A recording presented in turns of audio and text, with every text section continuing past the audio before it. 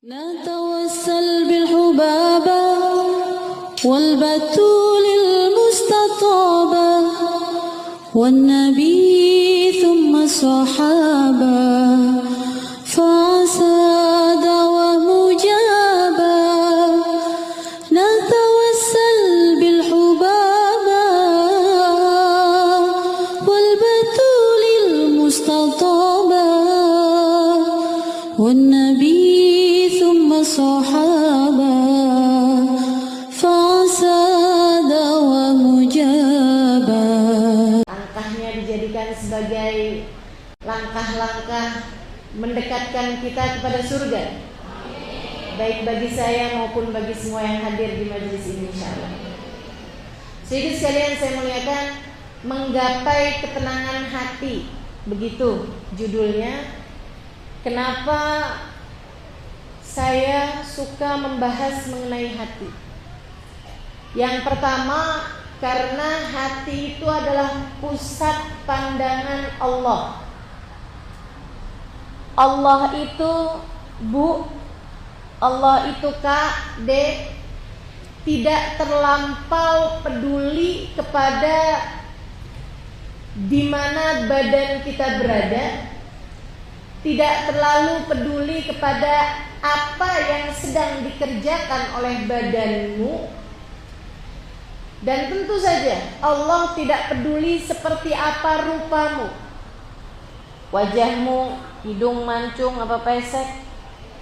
Allah gak seberapa peduli di wajahmu ada jerawat atau mulus kayak porselen. Allah gak seberapa peduli hal itu, karena yang Allah lebih pedulikan di atas semuanya adalah hati kita. Innallaha la yanzur ila suwarikum wala ila absyarikum walakin yanzur ila qulubikum.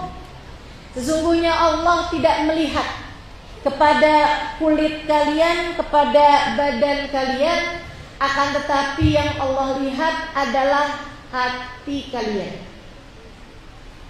Di mana hatimu berada ketika kamu melafalkan bacaan-bacaan sholatmu? Di mana hatimu berada ketika uang kamu berikan di kotak amal masjid? Seperti apa rasa hatimu ketika kamu duduk di majelis ta'lim? Seperti apa rasa hatimu sesaat sebelum tidurmu, saat bangun tidurmu? Itu yang lebih Allah pedulikan daripada apa dan bagaimana yang kita lakukan. Saudara sekalian yang saya muliakan, ini yang diajarkan oleh baginda kita Nabi besar Muhammad.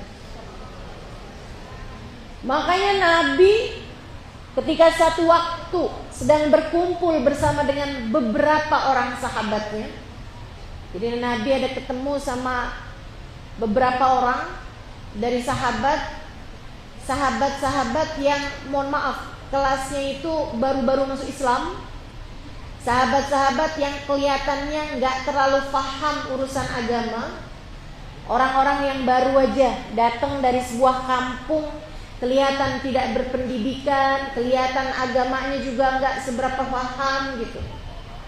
Mereka sedang muwajahah dengan Nabi Muhammad, sedang berbincang dengan Nabi Muhammad, ketika datang seorang sahabat.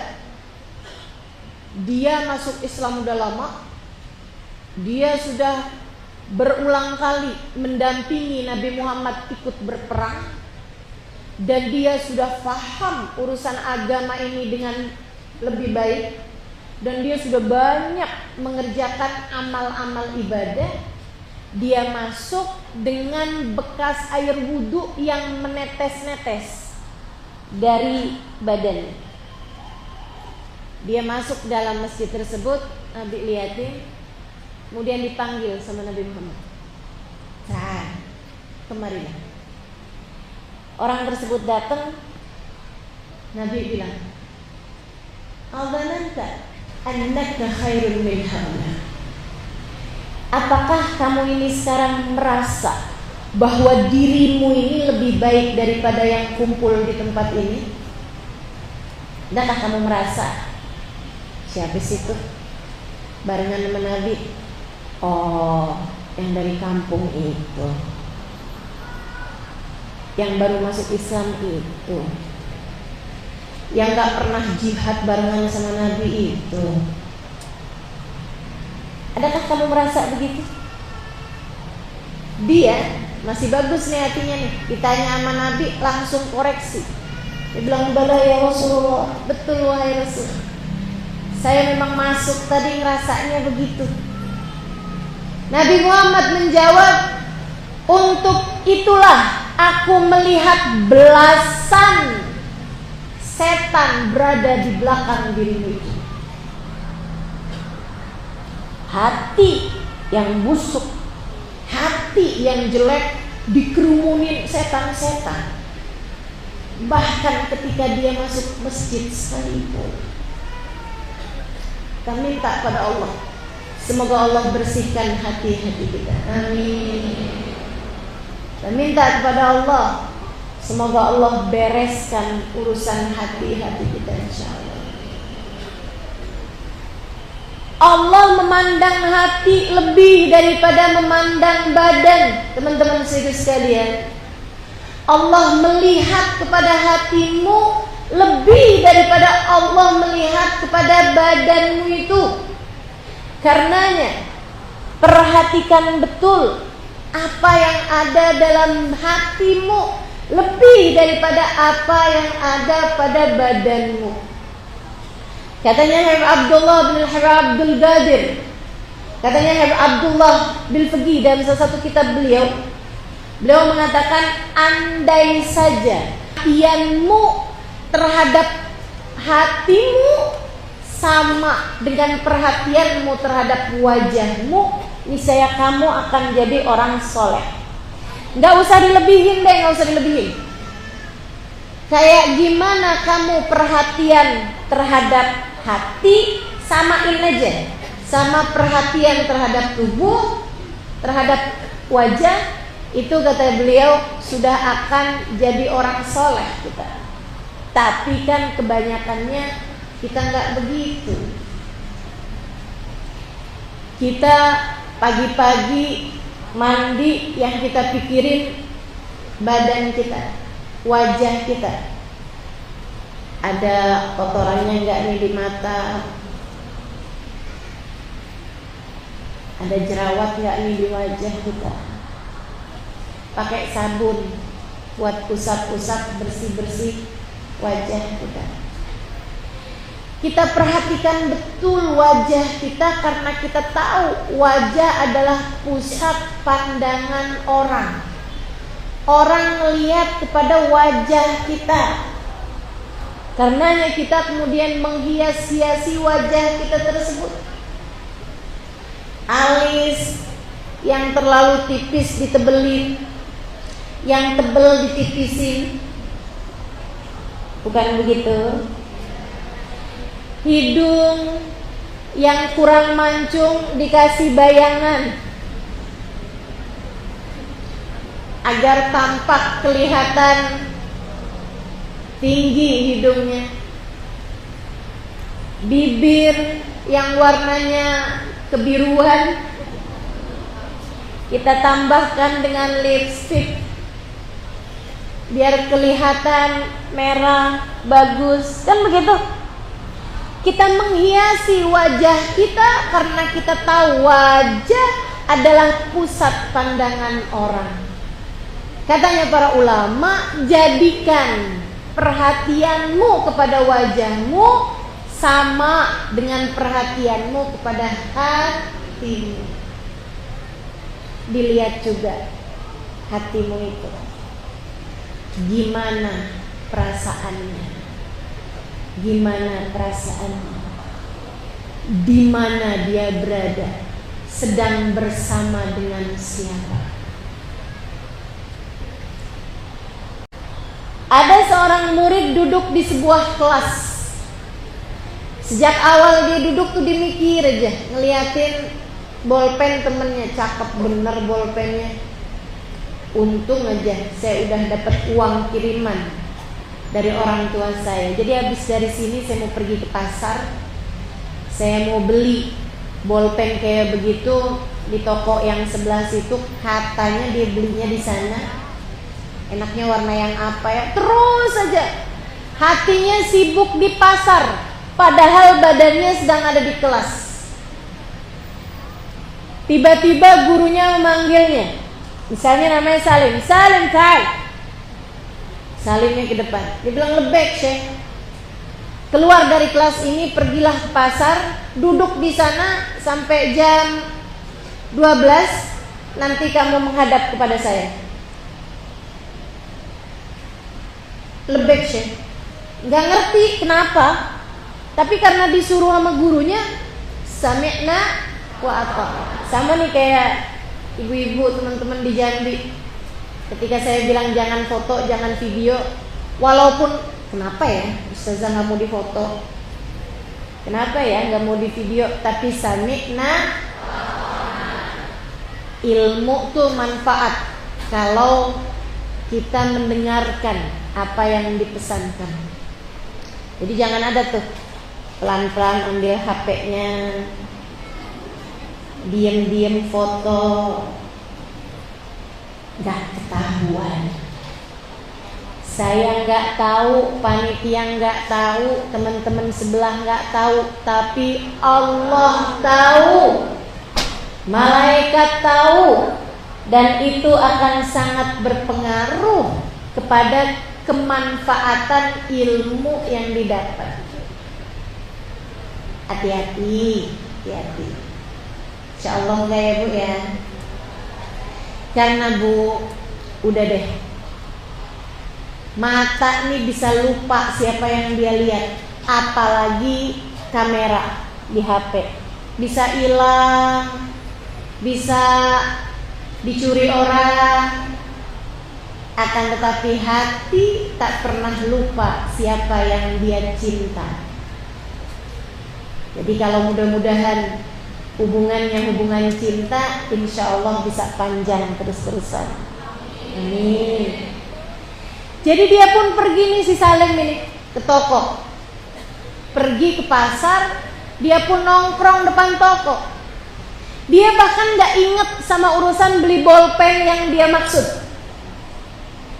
Dia di jalan sampai di toko, dia duduk nongkrong di situ sambil mikir aja, kenapa ya Syekh guru mengeluarkan saya dari kelas. Waduh, ini yang di dalam kelas belajar apa ya? Aduh, saya kelewat nih pelajarannya. Ya ampun, sayang banget ya, saya dikeluarkan dari kelas.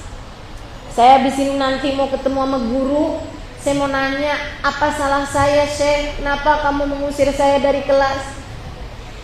Saya juga akan minta teman saya yang biasanya rajin nulis, saya akan minta catatan dari dia. Jadi si Salim nih, ketika di kelas pikirannya sibuk di pasar, ketika di pasar pikirannya sibuk di, ketika di kelas hatinya di pasar, ketika di pasar hatinya di. Sampai jam 12 dia buru-buru pulang, kemudian dia menghadap kepada gurunya, ya Syekh, lima akhrajtani minal fasal, kenapa engkau mengeluarkan saya dari kelas tadi Syekh? Sedih saya. Kata gurunya, ya Salim, anta fil fasal, anta fis suq wa qalbak fil fasal. Kamu, badanmu ada di pasar, tapi hatimu ada di kelas. Lebih aku sukai daripada kamu di kelas, tapi hatimu di pasar. Semua yang hadir di sini nih, hatimu ada di mana? Jangan sampai sambil di sini hatinya ada di dapur. Pulang, saya mau belanja, saya mau masak. Enaknya masak apaan ya? Pikirannya ada di mana-mana. Mudah-mudahan Allah benahi hati kita. Amin ya rabbal gitu. Hati pusat pandangan Allah.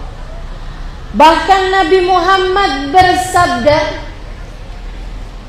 Innallaha la yaqbal min salati ahadikum nisfaha wala thuluthaha wala rub'aha walakin yaqbal ma aqal minha. Sesungguhnya Allah tidak melihat, tidak menerima saat kamu sholat setengahnya, sepertiganya, seperempatnya. Akan tetapi yang Allah terima dari sholatmu adalah kadar yang hatimu khusyuk di dalamnya. Jadi kita di sholat tuh, yang Allah lihat bukan berapa banyak sholatmu sehingga mana yang diterima gitu, enggak gitu. Akan tetapi yang dilihat yang khusyuknya yang mana, yang hatimu ingat sama Allah yang mana. Hati penting sekali. Sehingga sekalian saya muliakan. Kemudian yang kedua, kenapa kita harus jaga hati? Kenapa kita harus perhatian kepada hati kita? Pertama tadi karena hati merupakan pusat pandangan Allah. Yang kedua teman-teman, innahu malikun muta'. Sesungguhnya hati itu adalah raja yang ditaati. Orang kalau pengen ngebenerin badan, benerin hatinya. Sebab hati kalau benar, yang lain ikutan benar. Hati kalau rusak, yang lain ikutan rusak. Ala inna fil jasadi mudghah, kata Nabi Muhammad. Idza salahat salahal jasad kullah, wa idza fasadat fasadal jasad kullah. Ala wahyal qalbu. Ketahuilah sesungguhnya dalam tubuh manusia terdapat segumpal darah. Kalau segumpal darah tersebut baik, baiklah seluruh anggota tubuh. Kalau segumpal darah tersebut rusak, rusaklah seluruh anggota tubuh. Ketahuilah bahwa segumpal darah tersebut adalah hati. Hati kamu kalau benar, benar semuanya. Hatimu kalau rusak, rusak semuanya. Hati kita kalau hati kita bersih, hati kita bagus, bagus semuanya. Cara lihat bagus, cara dengar bagus, cara berbuat bagus, bagus semua. Kayak baginda kita Nabi besar Muhammad. Hati beliau seindah-indah hati. Hati Nabi Muhammad semulia-mulia hati. Hati Nabi Muhammad setinggi-tinggi hati yang sampai kepada Allah Subhanahu wa taala. Karenanya Allah jadikan Nabi Muhammad semuanya indah. Cara beliau lihat benar, cara mendengar beliau benar, cara bertutur Nabi Muhammad benar. Cara berbuat Nabi Muhammad benar, cara jalan Nabi Muhammad cakep, cara semuanya cakep. Kenapa gitu? Hatinya cakep. Hatinya cakep. Mudah-mudahan Allah cakepin hati kita. Nabi bahkan kata-katanya gak pernah nyakitin hati orang. Kenapa? Karena hatinya bersih. Bu, lisan kita nih, lisan kita sama perbuatan kita hanyalah merupakan tuangan dari apa yang ada dalam hati kita. Kalau hati kita itu isinya manis, yang keluarnya juga bakalan manis.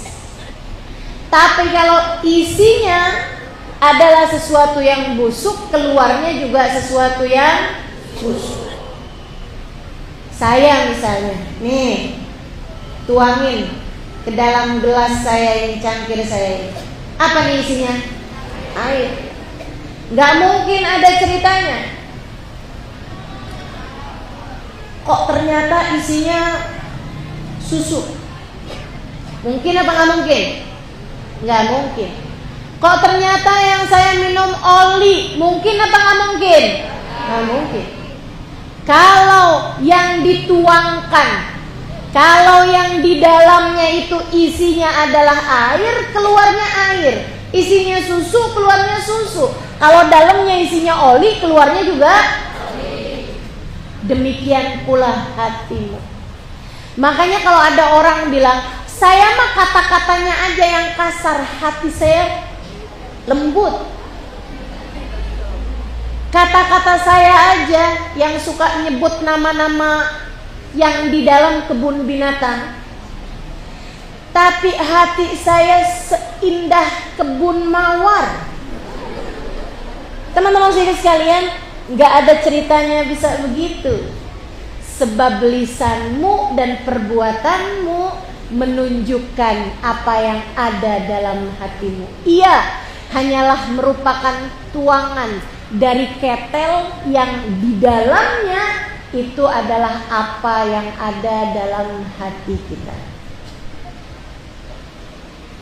Saudara sekalian, makanya kepengen ngebenerin semua anggota tubuh biar jadi orang yang istiqomah, jadi orang yang takwa.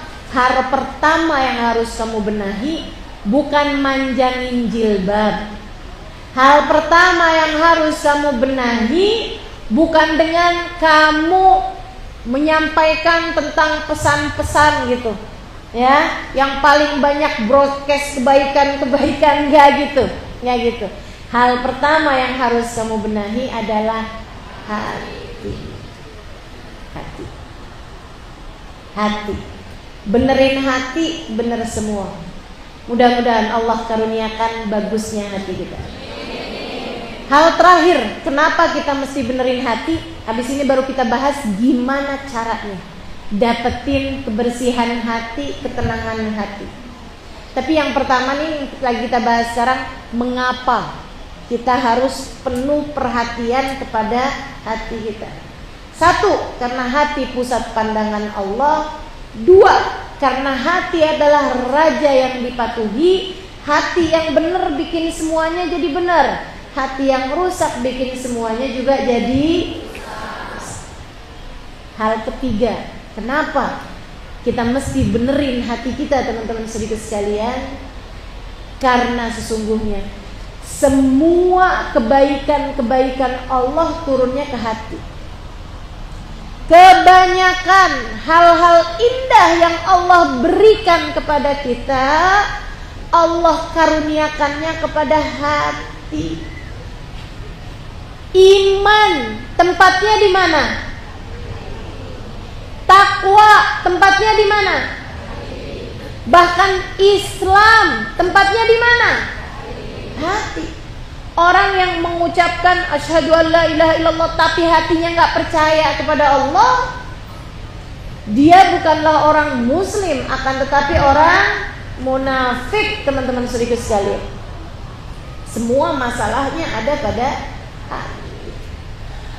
Allah taruhkan ilmu di mana? Hati. Allah letakkan cinta di mana? Hati. Allah taruhkan ikhlas di mana? Allah taruhkan sabar di mana? Allah letakkan syukur di mana? Allah letakkan qanaah di mana? Tawadhu di mana? Semua kebaikan-kebaikan yang Allah Subhanahu wa taala berikan, Allah letakkan di dalam hati.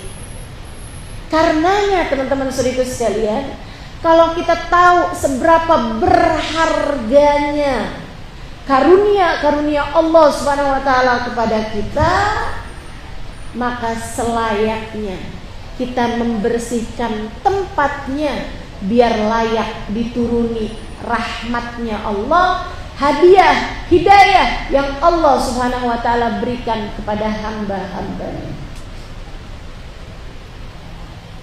Penting banget buat kita bersihin hati, agar di saat Allah bagi-bagi, hati kita layak untuk mendapatkannya. Bu, Kalau ada orang mau bagi-bagi makanan, enak banget makanannya. Kamu kelaparan, kamu perlu makanan tersebut. Cuman yang bagi-bagi bilang, yuk ngantri, bawa wadah masing-masing, bawa mangkok masing-masing, bawa piring masing-masing, bawa tempat masing-masing. Dia pun kemudian menuangkan sesuai dengan besarnya tempat itu. Akan tetapi ketika dilihat ada tempat, mohon maaf, ada tai kucingnya.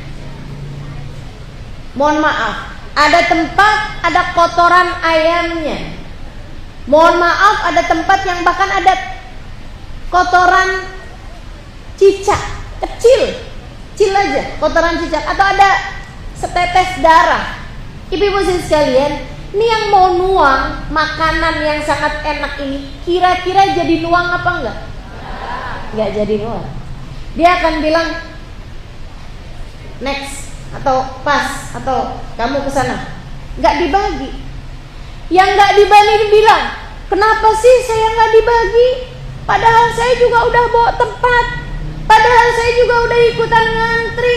Wah, pelit nih yang bagi nih, enggak adil nih yang bagi nih.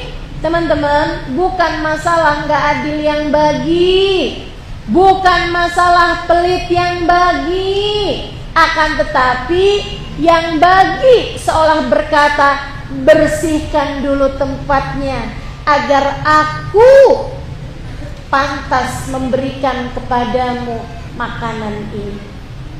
Demikian pula dengan Allah Subhanahu wa ta'ala. Karenanya dalam sebuah hadis Nabi Muhammad bercerita, apabila ada seorang perempuan yang hati suaminya merasa tersakiti, hati suaminya sedang marah kepada dia, perempuan tersebut mau tahajud kayak gimana, perempuan tersebut mau baca Al-Quran dari awal hingga akhirnya, perempuan tersebut nih yang tega-teganya menyakiti hati suaminya, mau pergi umroh, mau pergi haji sekalipun, Allah tidak akan berkenan untuk menerimanya sampai hati suaminya memaafkan dia. Allah bilang nih, hati perempuan ini nih belum pas, belum pantas untuk aku terima ibadah-ibadahnya. Bersihin dulu hati kamu, benerin dulu hati kamu, baru aku akan bersiap untuk menerima ibadahmu dan menurunkan kepadamu kebaikan-kebaikan. Gitu. Bahkan bulan Ramadan kemarin, teman-teman sekalian, Mahma amil, kamu mau ngerjain apa aja, puasa sampai lapar kayak gimana, tarawih mesti panjangnya seperti apa, akan tetapi kalau dalam hatimu terdapat dendam, terdapat permusuhan dengan satu aja hambanya Allah Subhanahu wa ta'ala, setiap kamu mau mengerjakan kebaikan, setiap kamu sudah mengerjakan kebaikan, amalanmu itu, teman-teman sekalian, la turfa ala ra'sik walau shibra, tidak terangkat darimu meskipun hanya satu jengkal.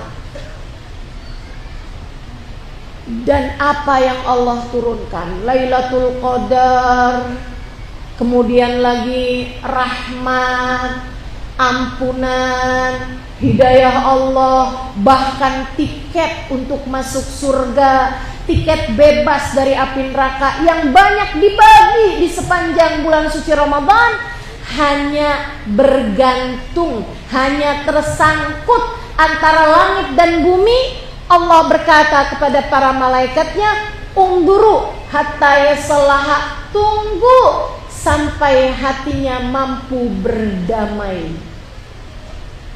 tunggu sampai dia mampu memaafkan, tungguin sampai dia bisa maafin salah orang sama dia, baru turunkan sesudahnya.